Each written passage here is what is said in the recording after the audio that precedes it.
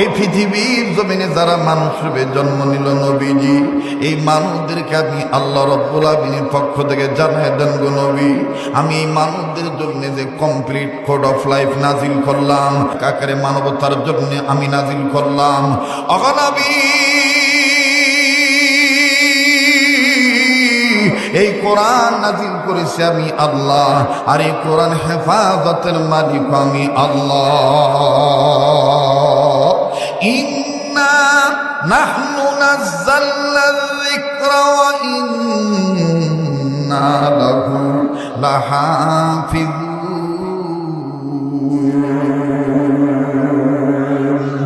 আওয়াজ দিয়ে বলেন না সুবহানাল্লাহ।